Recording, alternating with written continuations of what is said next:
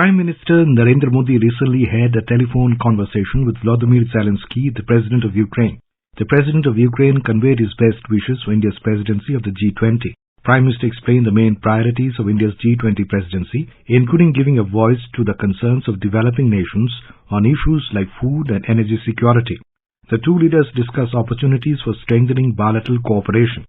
Prime Minister requested Ukraine authorities to facilitate arrangements for the continued education of Indian students who had to return from Ukraine earlier this year. Both leaders also exchanged views about the ongoing conflict in Ukraine. Prime Minister Modi strongly reiterated his call for an immediate cessation of hostilities and said that both sides should revert to dialogue and diplomacy to find a lasting solution to their differences. Prime Minister also conveyed India's support for any peace efforts and assured India's commitment to continue providing humanitarian assistance for affected civilian population. The Indian Prime Minister explained the main priorities of India's G20 presidency, including giving a voice to the concerns of developing nations on issues like food and energy security. Earlier, Prime Minister Modi had held a phone conversation with Russian President Vladimir Putin on December 16th, during which he reiterated his call for resolving the Ukraine conflict through dialogue and diplomacy. Mr. Modi and President Putin held a bilateral meeting in Uzbekistan's Samarkand on September 16th, during which the Indian Prime Minister had said, "Today's era is not of war," and nudged the Russian leader to end the conflict. Since the Ukraine conflict began in February this year, the Prime Minister has spoken to President Putin as well as President Zelensky a number of times. In a phone conversation with Mr. Zelensky on October 4th, Mr. Modi said there can be no military solution and that India is ready to contribute to any peace efforts. India has been provided humanitarian assistance in form of urgent relief supplies, including food and medicines for the affected population in Ukraine. India will continue to provide more assistance to Ukraine in the future.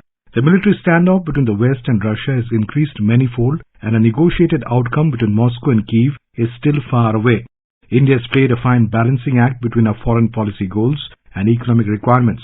The West has applied economic sanctions on Moscow. Washington has applied an oil embargo from Russia in the light of the ongoing Ukraine crisis. However, India's oil trade with Russia is exempt from these sanctions. At the global level, India has abstained from voting against Russia in the United Nations on many occasions. New Delhi has pointed out that legitimate energy transactions should not be politicized and that countries having oil self-sufficiency or those importing oil from Russia cannot advocate restrictive trading. It should be kept in mind that the EU sanctions on Moscow has kept European countries' energy imports from Russia out of the ambit, and almost 75% of Russian oil and gas goes to the Organization for Economic Cooperation and Development, OECD countries, which are in Europe. On the other hand, the biggest importers of Russian oil and gas in Asia are China, 15.4% oil and 5% gas, South Korea and Japan. Japan and Vietnam also import thermal coal from Russia. Any disruptions on this may also impact Tokyo's and Seoul's energy security. This shows how complex and interdependent the global economy is on resilient supply chains.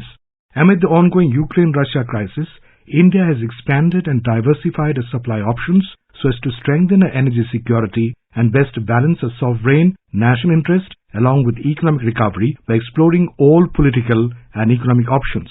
In the midst of the devastating conflict, India is hopeful that both sides will come to an agreement for peaceful resolution of the issue that would be in the best interests of people from both sides and to humanity at large.